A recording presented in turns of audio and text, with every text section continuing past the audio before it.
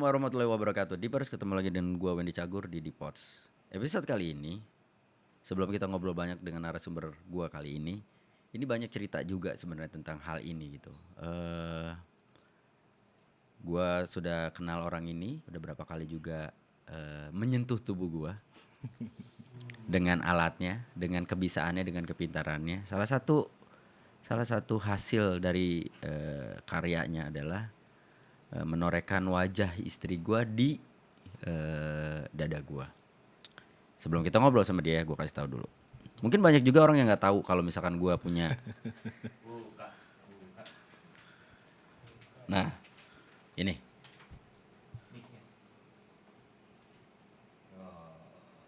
Jangan putingnya yang diambil ya. Ini dan juga ini. Ini sebenarnya cover up tato Hello Kitty. Nanti kita akan cerita seperti apa sampai akhirnya gue mutusin untuk mengcover up tato Hello Kitty. Sebenarnya masih ada kanan dan kiri tapi bukan dia yang ngegarap. Dan memang di hadapan gue sudah hadir seorang tato artis bernama Bango Bingo. What's up? Halo, thank you. Thank you. Bango sudah hadir. Gue manggil Bango aja deh. Iya Bango aja. Ngo. Jadi tato artis nih Ngo. Uh-uh. Mimpi lo atau bukan Ngo? Enggak sih. Oke, lu sama sekali gak ada apa namanya bayang-bayang kalau misalkan lu bakal jadi seorang tato artis. Gue dulu benci banget sama tato pak. Tapi lu punya tato di badan. Gimana nih ngomongnya susah nih.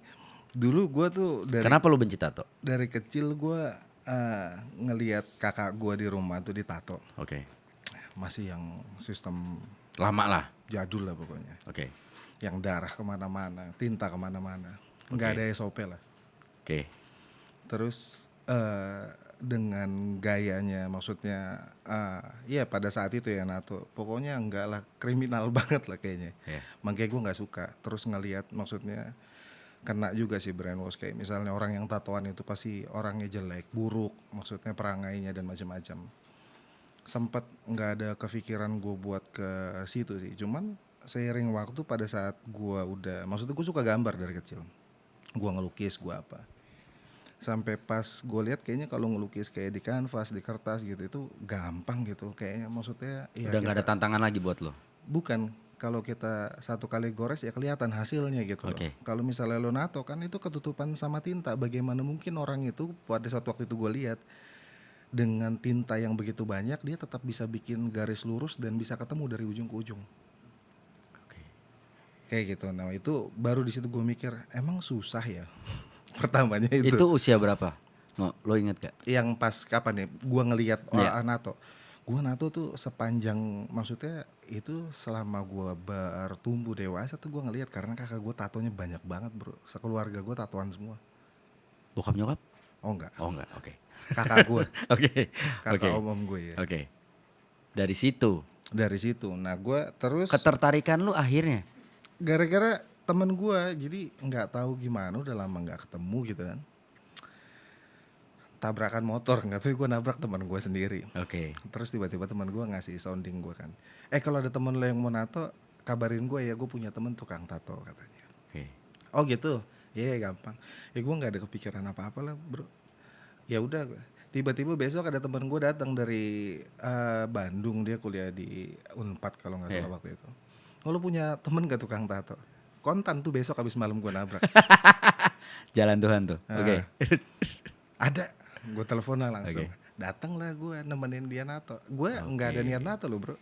Gue mau nemenin dia nato. Oke. Pas gue datang ke rumahnya, terus gue ngeliat kan, ternyata menurut penilaian gue nih, temen gue ini nih, termasuk dia yang ngajarin gue nato juga awal, maksudnya yang nge-guide gue gitu ya. Pas gue lihat teman gue dengan ngasih gambar yang istilahnya gambarnya A jadinya B, gue tuh nggak masuk di kepala. Kok begini gitu kan? Oke. Terus tiba-tiba karena gue juga ada keinginan pengen punya tato kan. Oke. Gue pulang lah ke rumah. Ngapain? Gue pulang. Ngapain? Izin sama mak gue. Gue mau nato, gue bilang. Ditato kan, bukan lu mau menato. Gue yang ditato ya maksudnya. Oke. Gue mau bikin tato. Tanya gambar apa? Gue bilang mau bikin mukanya dia. Oke. Ini juga asal usul kenapa gue milih gue belajar realistik gitu. Oke. mau bikin mukanya dia bilang jangan gede-gede katanya, kecil aja katanya, dan jangan banyak warna hitamnya katanya. Gimana emang kalau warna hitam kenapa serem katanya. Oke. Akhirnya gue balik lah, gue ke sana, gue kasih foto nyokap gue dan gak bisa. Susah, itu belum ada yang sanggup di Jakarta, maksudnya di Indonesia. Oh gitu. Akhirnya gue disuruh milih gambar lain. Akhirnya gue pilih lah, ada kayak gambar angel gitu kecil, paling segede kotak rokok. Udah nato, pertama kali nato muka gue putih pak. Karena pucat. Sakit. Mau pingsan. Oke. Berhenti, udah. Akhirnya berhenti, break sebentar. Selesai nih, jadi nih. Udah begitu selesai jadi, gue lihat dong angel yang gue pilih bagus secara, maksudnya ya gue punya taste lah di gambar gitu ya. Pas gue ngaca, ini kayaknya jadi bukan angel pak, nenek sihir nih pak. Itu nyata, ini masih ada, dan gue gak mau cover up karena itu bagian perjalanan gue ya. Oke. Dari situ lucunya gue kapok pak. Tapi 3 hari gue balik lagi dan gue bikin setengah punggung. Holy shit. Gue nato Dengan orang yang sama? dengan orang yang sama. Entar dulu nih, lu menyadari kalau misalkan keinginan lu tidak sesuai dengan kenyataan, and then lu balik lagi di orang yang sama, Tapi punggung lebih besar. Tapi kali ini gambar gue sesuaiin dengan kemampuannya dia. Oke, berarti lu pinter. Oke. Gue nggak mau maksa untuk bikin apa yang gue mau, tapi lakuin apa yang lo mampu. Ya, oke. Karena kan sebenarnya basicnya gue ngerti gitu. Begitu gue ngelihat dia nggak mampu di sini, maksudnya kurang. Ya. Gitu. Akhirnya gue balik, gue bikin kayak gitu. Nah di situ juga gue sama bokapnya dia dibikinin mesin pertama kali. Lu coba, lu cari orang yang mau lu tato. Pada saat gue nato pertama kali, dan ya nggak ada yang tahu abrakadabra itu pokoknya. Gue bawa temen gue tatoin lah pertama kali. Gue langsung ngambil gambar perempuan telanjang realistik pak, dan langsung jadi bisa. Dia sampai kaget. Berhasil bagus semua. Pertama kali gue nato. Tapi lu jangan tanya yang kedua sampai ke-20 ya, berantakan itu. Jadi karena semangat yang pertama itu, jadi gue yakin kayak punya booster gue bisa nato. Tapi yang kedua sampai seterusnya itu baru berantakan tuh, banyak banget. Lah kok gitu? Gak tahu ya. Mungkin kayak pertama kayak sekalian pembuktian kali ya, maksudnya lu buktiin lu bisa gambar. Ternyata gue bisa. Selanjutnya justru yang korban gue yang pertama bagus gambarnya. Yang kedua sampai kesekiannya berantakan semua. Oke. Nih lu nato nih. Kita harus to be fair ya. Dengan kita ngambilin average pemikiran orang bahwa kalau dulu orang lihat tato, orang bertato tuh orang yang kriminal, orang yang gak punya masa depan, orang yang ya jahat lah dalam tanda kutip gitu secara hidup ya. Kalau sekarang kan akhirnya tato dinilai sebagai bentukan yang berbeda. Bentukan karya seni. Ini stigma masyarakat nih kita ngomonginnya. Bentukan karya seni. Tapi banyak juga masyarakat, orang-orang yang berpikir bahwa tato is bad. It's a bad thing. Nah lu sebagai orang yang awalnya membenci, punya, dan akhirnya jadi seorang tato artis. Lu punya pola pikir yang berbeda atau apa sih yang ada di benak lu? Ya jelas pak. Setelah sekian lama gitu gue berjalan gitu ya. Manusia itu kan selalu melakukan kecenderungan istilahnya paradigma, kalau gue bilang seperti penggiringan opini yang istilahnya bisa diterima sama manusia menurut gue gitu. Jadi kalau misalnya menurut lu ini benar, lu akan seneng kalau orang lain juga bilang benar. Ya. Tapi lu bakalan kontra kalau lu bilang salah kayak gitu ya. Yang nggak sesuai kayak gitu ya. Sebenarnya intinya kita harus buka lebar-lebar cara kita pandang, karena sudut pandang orang tuh beda. Nggak ada sesuatu yang absolut pak di sini. Kalau dibilang salah, gue bilang enggak. Dibilang benar juga mungkin enggak. Kayak gitu. Ya. Jadi ya tergantung istilahnya individu masing-masing menganggap itu seperti apa. Kalau misalnya dianggap tato itu istilahnya buruk dan macam-macam, nggak bisa juga. Banyak juga orang yang nggak bertato perlakuannya buruk kok. Kayak gitu. Jadi di situ istilahnya apa ya, gue mencoba posisi gue ngelihat dari sudut pandang gue senetral mungkin kayak gitu. Jadi gue bisa jawab tergantung dari sudut mana lo nanya. kayak itu. Dan gue jawab dengan clear. Kalau misalnya lo bilang kayak misalnya dari masalah istilahnya sosial, gue bilang nggak masalah kalau masalah sosial. Sosial itu kan maksudnya image tato yang dibuat negatif dan macam-macam itu kan juga ada historinya kenapa kayak gitu. Apalagi kita tahu di Indonesia ini kayak gimana dan macam-macam kayak begitu loh. Kalau misalnya dilihat dari sisi psikologis ya memang uh, kita ini maksudnya setiap manusia kan punya kecenderungan sesuatu gitu ya. Kayak misalnya manusia bisa dibilang jadi apa psikopat, itu kan berarti ada ambang yang dilewatin yang tidak maksudnya yang tidak sama dengan manusia lainnya dan macam-macam. Begitupun kayak sisi orang, kenapa ada orang yang bisa sampai berani tato kayak gitu. Berarti juga ada sisi yang istilahnya kayak misalnya gue bilang kayak sisi apa namanya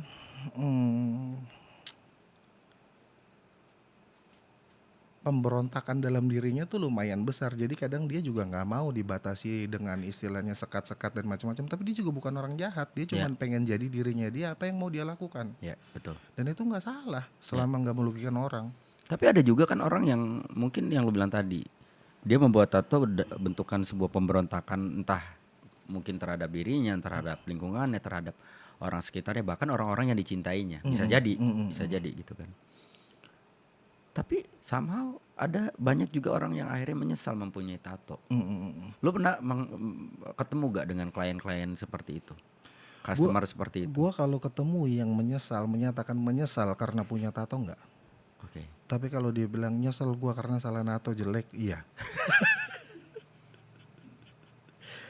Oke. Karena gue pribadi sampai hari ini gue nggak pernah nyesel di tato. Kenapa? Kenapa harus lu sesalin? Itu bagian lu perjalanan lu dalam hidup gitu. Apa yang perlu disesalin gitu? Lu melihat tato sebagai sebuah bentuk apa sih? Kalau gue mandang tato buat gue pribadi gitu ya. Ini perjalanan hidup gue, pesan-pesan dalam hidup gue, pesan moral. Makanya semua yang nempel dalam badan gue itu punya meaning buat gue, yang satu waktu setiap gue lihat, gue ngaca atau enggak, hanya gue inget, gue tahu artinya ini apa, dan itu harus gue jalani.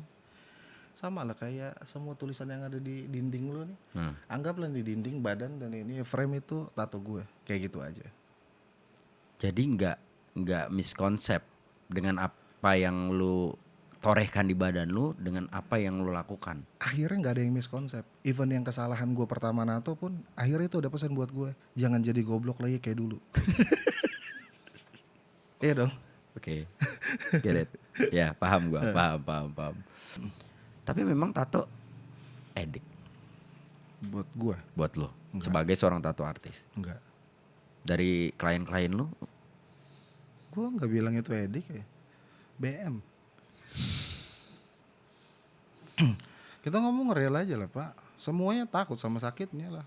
Dari awal lu udah ada tato nih ya kan, yang otomatis kalau gue bilang itu portal dalam diri lu tuh udah jebol, udah hilang. Jadi untuk lu nato yang kedua ketiga tuh lebih gampang.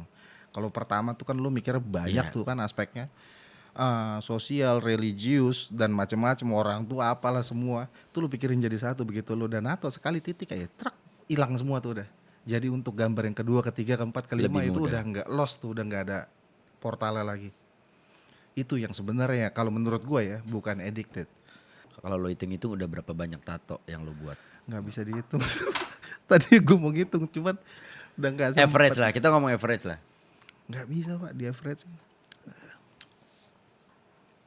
100 apa? 200 piece, 200 orang, 300, 400. Oh lu 20 tahun. 3.000 aja lebih Pak. Damn. Dan semuanya mayoritas realis. Enggak, macam-macam kan, itu kan perjalanan Pak. Kayak gitu. Gue nggak pernah mengikrarkan diri gue tato artis realis sampai itu diberikan sama teman-teman gue. Jadi yang bilang tato artis realis tuh bukan gue Pak. Oke. Orang lain yang bilang, oh Bango realisnya yang bagus gitu. Iya, gue mau gimana, masih gue ngikrarin diri gue tato artis realis sendiri kan lucu gitu loh. Pengen banget kayaknya.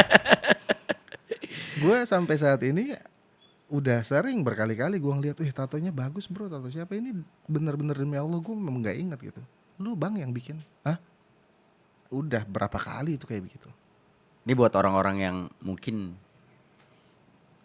memutuskan suatu saat nanti pengen punya tato, artinya kan banyak hal yang harus dipikirkan. Seperti lu bilang, poin utamanya adalah tato pertama, setelah itu lebih mudah.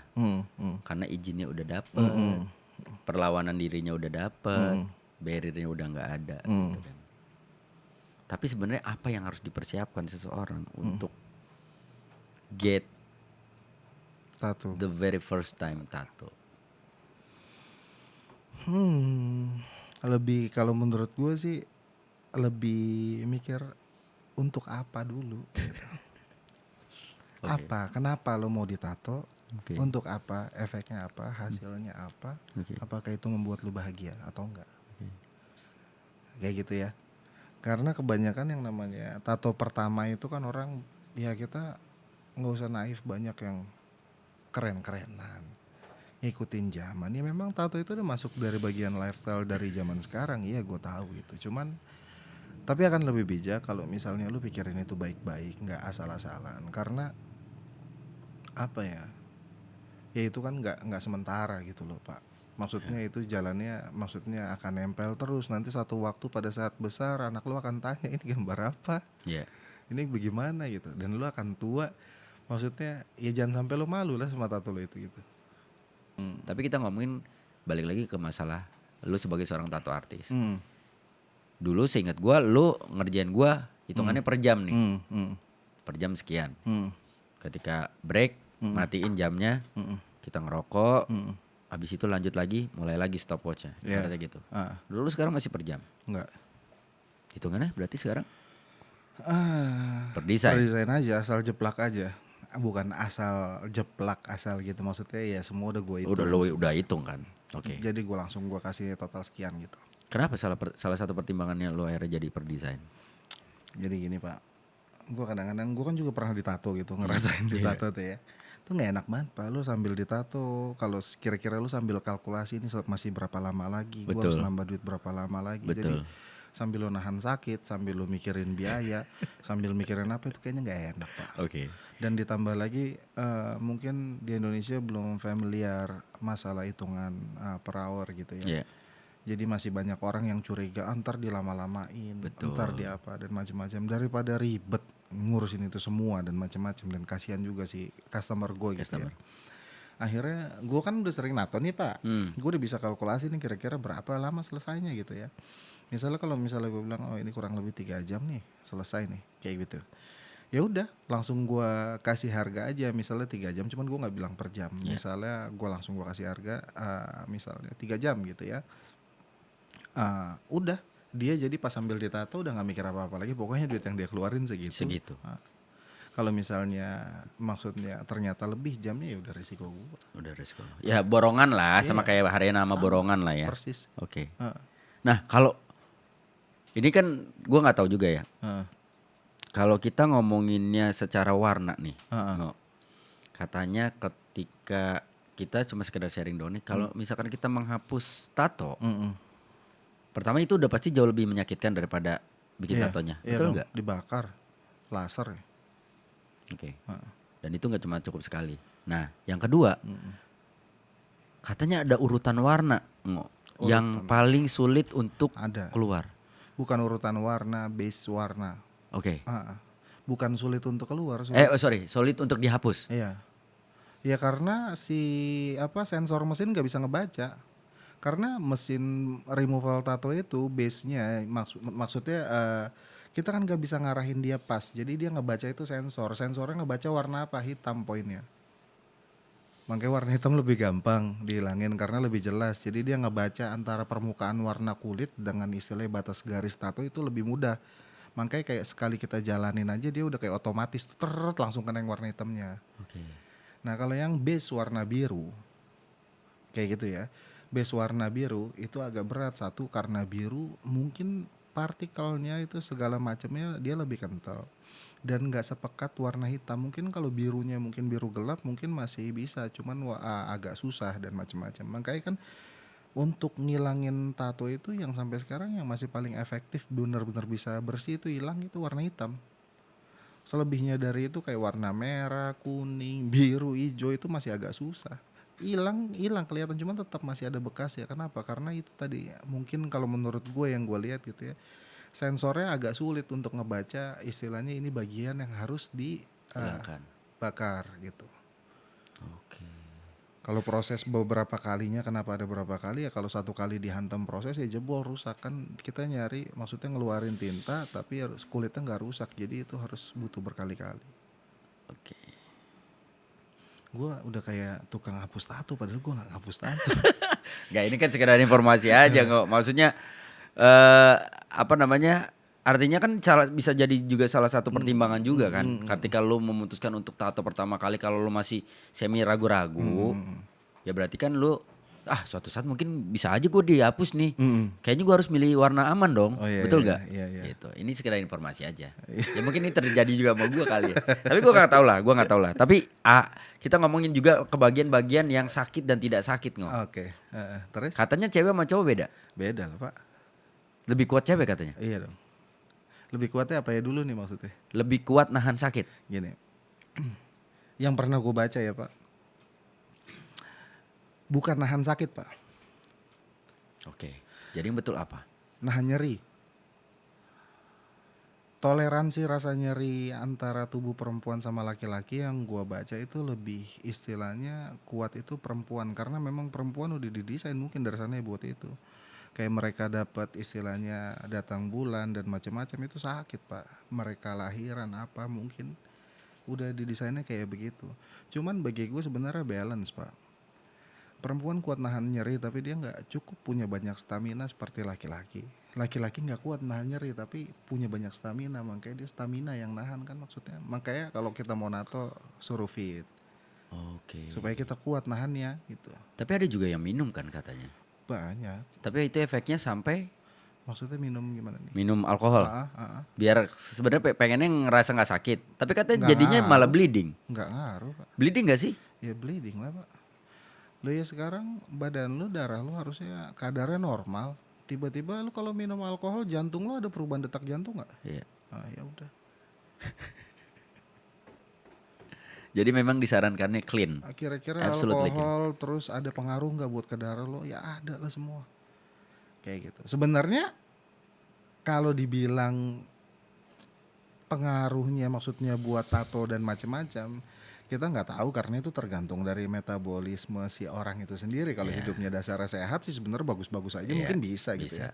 Cuman kan dari alkohol itu sendiri kan, bahkan obat-obatan biasa aja itu bisa mempengaruhi sistem metabolik yang kalau misalnya sistemnya udah berpengaruh berarti itu udah ngaruh semua ke penyembuhan, healing apa semua kan. Itu yang pernah gue baca sih kayak begitu pak, kayak gitu. Dan beberapa kali yang gue alamin juga kayak gitu. Mostly ya, nggak semua pasti kayak gitu, nggak, tapi mostly kayak gitu. Ada yang udah kayak minum nih gini-gini dan macam-macam kayak gitu, tapi pas gue liat healingnya bagus-bagus aja tuh ada. Dan pokoknya intinya tiap orang beda-beda lah ya. Beda-beda. Sesuai dengan kapasitas tubuhnya juga, kesehatan tubuhnya juga, dan kebiasaan orang juga sih maksud gue. Ada yang bisa nahan rasa nyeri atau rasa sakit itu dengan ya sudah pasrah aja. Kalau gue kan waktu itu sempet tergantung sama salep anestesi lah ya. Iya. Yang kerasa banget di gua tuh waktu gua ngehajar dada kan, karena harus kena tulang tengah nih. Yang tipis banget, dan itu kita ngehajar ini sampai subuh ya kalau nggak salah ya. Kebayang nggak, udah capek-capek pulang kerja, kita kerja dari jam 12 malam sampai subuh dan harus dengar suara di dada itu. Iya ya. Aduh. Nggak, sekarang mesinnya udah nggak ada suara pak. Kalau dulu masih berisik. Sekarang udah nggak ada? Udah nggak ada. Serius loh? Serius, nggak ada suaranya. Iyalah, zaman berevolusi pak. Berarti tato sekarang udah jauh lebih nggak menakutkan karena sudah silent mode. Silent. Sakit sih tetap pak. Karena itu kan tergantung pilihan lo mau dalam atau nggak dalam kan? Yes, banyak pilihannya, tergantung jenis gambarnya, tergantung posisinya, tergantung istilahnya kondisi lu juga. Oke, tadi yang gue lupa mau tanyain, buat cowok dan cewek. Cowok dulu, bagian mana yang ketika lo ditato sakit? Cowok. ribs, tulang rusuk. Oke, rusuk. Dari semua mostly ya tulang rusuk lah. Semua pasti itu bilang itu sakit. Kayak gitu. Cuman posisi-posisi yang sakit itu banyak. Cuman gua ngambil yang ngegambarin yang paling sakit di Yang antara paling semua lah ya. Yang katanya Heeh. yang bagian tubuh yang jarang kena matahari Iya, itu juga semua. seperti ini di Bagian sini juga? dalam semua ya. Cuman itu lebih sakit di antara posisi yang kena matahari, tapi maksudnya sakitnya tetap ada levelnya gitu ya. Oke. Yang paling sakit adalah Iya. ribs. Itu cowok ya? Iya. Kalau cewek Sama aja, sama aja. sama aja.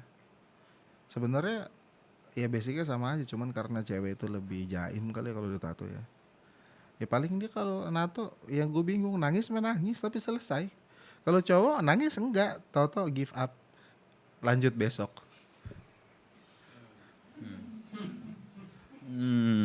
Oke. Ternyata wah gokil juga ya.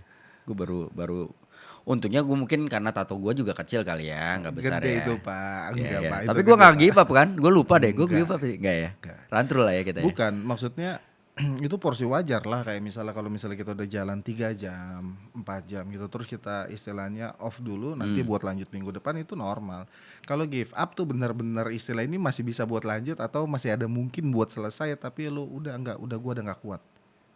Oke. Beda. Kalau itu jatuhnya Ya, sesi ya, pak, ya, ya, ya, kayak ya. gitu karena waktunya panjang. Ya, Kalau betul. dipaksain ngedrop nanti malah sakit, malah meriang dan macam-macam. Di cowok pernah gak ada satu titik lu gambar di spot-spot yang Aneh gitu. teraneh yang pernah lu gambar? Yang minta sih ada sih. Kalau waktu yang paling aneh ada satu teman gua, tapi karena itu teman ya, maksudnya gua ya wis lah, gua juga tahu kondisinya Ya, dia oke. dengan keluarganya Ya, dia. oke. Itu benar-benar di atas pak, di atas penisnya, jadi di bagian bulunya itu di situ.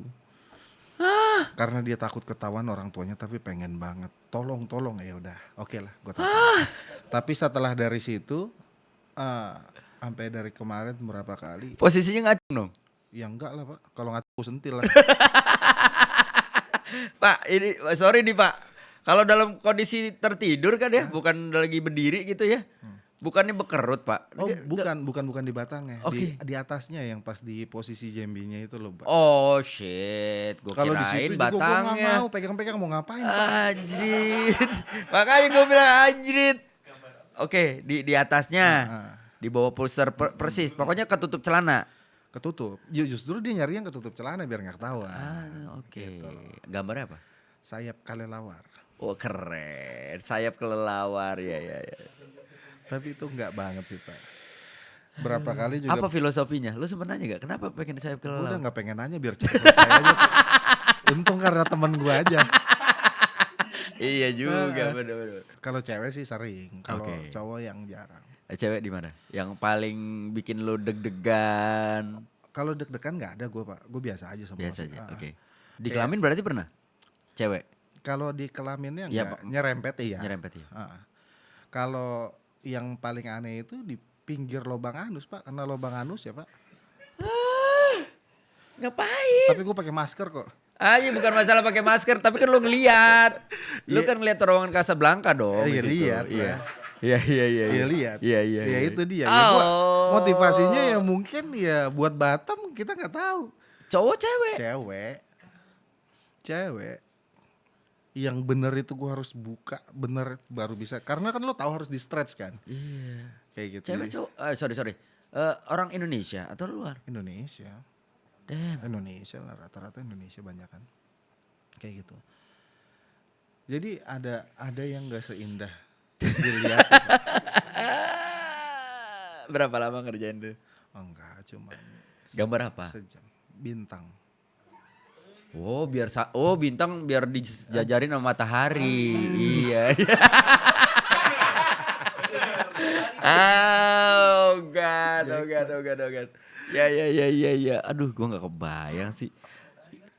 Makanya itu loh Pak, yang gue syukurin itu satu dari NATO gitu, gue banyak ketemu orang, gue bisa ketemu dengan macam-macam cara orang berpikir.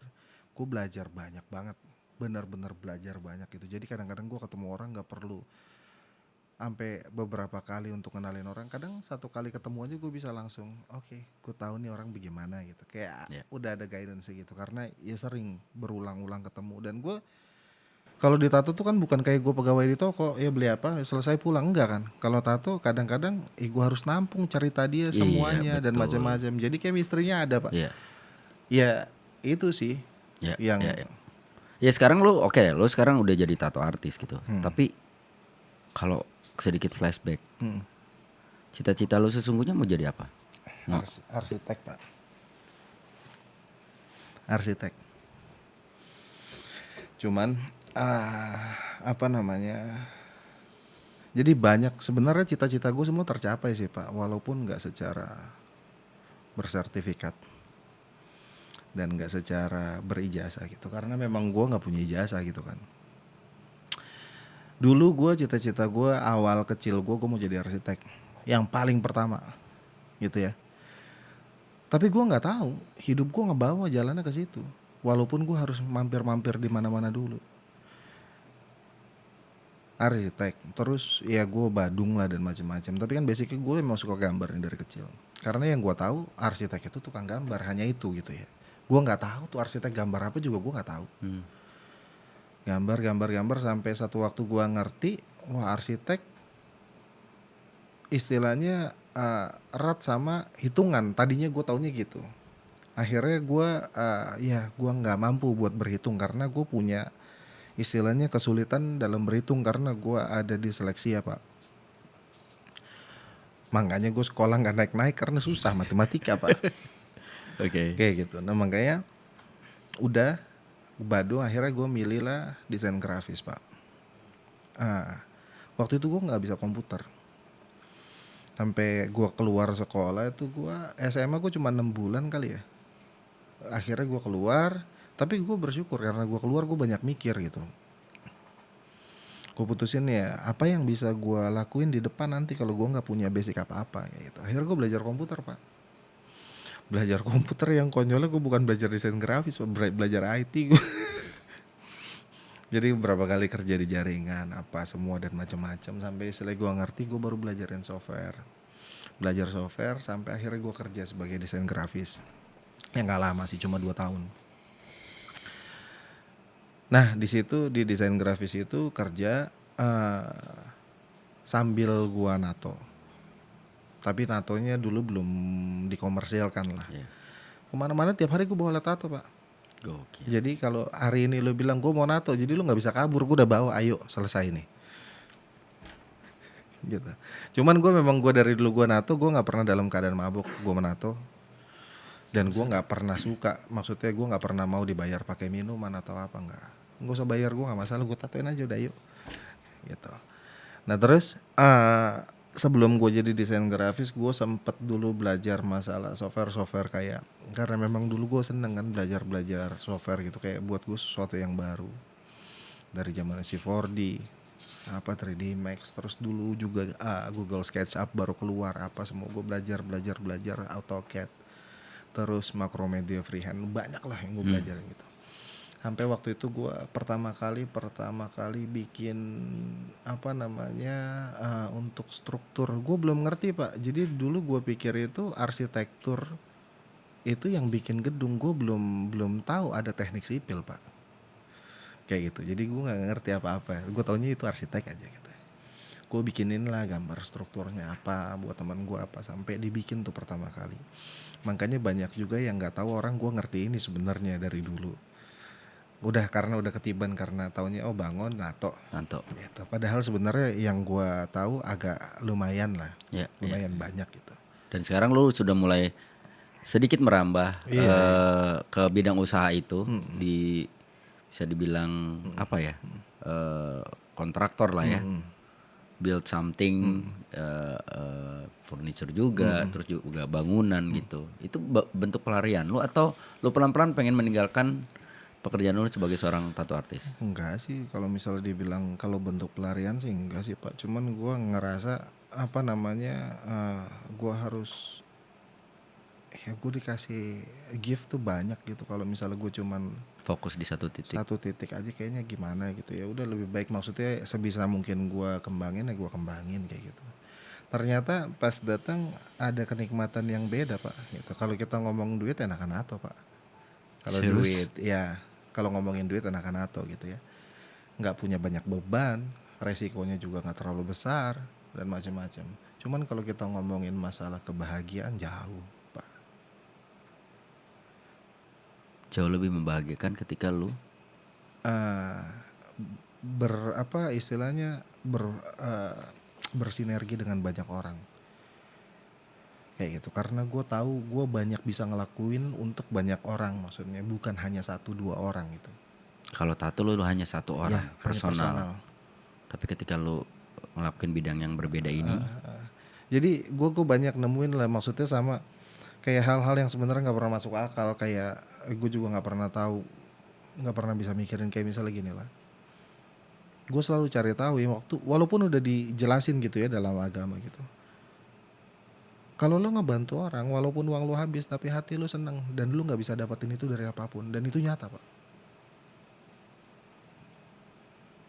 Gue nggak tahu tuh jawabannya gimana, tapi itu gue rasain. Ya kayak ya kalau misalnya lo lihat di luar apa dan macam-macam, Oprah Winfrey kurang tajir kayak gimana, dia bilang hidupnya hampa, tapi begitu dia istilahnya bantu banyak orang, itu nyata. Gue ngerasain, gue juga nggak tahu kenapa tuh. Makanya gue bilang, oh ya kalau bisa ya, jadi gue nggak egois hanya untuk diri gue bisa jalanin untuk semuanya, itu lebih better buat gue. Oke, the question is, kapan lu akan berhenti menjadi seorang tato artist? Nggak tahu. Nggak tahu. Kalau sebenarnya sih, kalau misalnya ini kan berhubung umur nih Pak, nih makin tambah nih, terus kondisi pinggang gue nih udah enggak nih, sekarang lagi kambuh nih saraf kejepit gue. Sebelum ke pertanyaan terakhir nih, lu memaknai hidup lu Maksudnya memaknai hidup gue. sebagai seorang. Heeh. Kita ngomongin main course lu ya, Heeh. main job lu sebagai seorang tato artis tuh seperti apa? Dengan segala plus minusnya, dengan segala apa namanya pemikiran baik buruknya, lu memaknainya sebagai sebuah hal yang seperti apa? Enggak, gue nggak memaknai itu sebagai apa-apa. Ya tapi yang pasti gue cuman menerima kodrat gue sebagai manusia, dan gue nggak berusaha nampik apa-apa, karena gue tahu apa yang dikasih buat gue nggak mungkin, Tuhan semua udah siapin jalan. Even gue ngambil dengan keegoisan gue dan kesalahan gue, Tuhan tetap kasih gue jalan kayak gitu. Jadi masalah finishing belum ada yang finish sampai hari ini kayak gitu. Gue masih hidup, masih tetap masih bisa dirubah dan macam-macam. Tapi kalau misalnya kita ngomong istilahnya dari segala kehidupan gue, dan gue sangat berterima kasih gitu. Kita nggak tahu Tuhan bawa kita itu kayak apa Pak. Maksudnya perjalanan kita kayak meaning hidup lu nih apa sih kayak gini. Maksudnya definisi hidup tato artis lu buat lu tuh sebagai apa atau gimana gitu ya. Nggak ada, gue belum bisa jawab itu sekarang. Cuman yang pasti kayak gitu ya, menurut gue ya apa yang gue lakuin karena keegoisan gue dan kebodohan gue dan macam-macam, Tuhan tetap kasih gue jalan yang terbaik dari versi jalan yang gue pilih. Jadi gue mau milih kemana gitu. Jadi selalu ada jalan kembali. Kembali tuh bukan berarti yang maksudnya menurut gue gitu ya, kalau orang tobat tuh harus wah yang begini banget, enggak. Tapi setidaknya kita bisa berguna buat bagi manusia yang lain gitu, dan lu nggak nyusahin orang kayak gitu. At least ya lu support moral lah. Kalau misalnya nggak bisa bantu apa-apa, justru bukan istilahnya ngejatuhin orang atau enggak mendiskreditkan orang dengan pandangan lu yang lu anggap bener. Kalau gue sih kayak gitu. Jadi ya hidup bagi gue perjalanan ya, gue nyari jati diri gue untuk diri gue sendiri, dan kita bertanggung jawab masing-masing atas diri kita sendiri. Kan gue nggak mungkin juga mau nanggung dosa lo, begitupun lo. Yes. Ya udah, gitu aja sih. Makanya kadang kalau ngeliat orang yang suka skeptik mandang sesuatu, gue ketawa aja. Ya itu pikirannya dia. Yeah. Gitu. Jangan paksain sama gue. Gitu. Oke. Last question. Dari 1 sampai 10. Lu kasih nilai berapa buat hidup dan pekerjaan lu? 10 lah. Gue Wendy Cagur, Bang Obingo pamit. Assalamualaikum warahmatullahi wabarakatuh.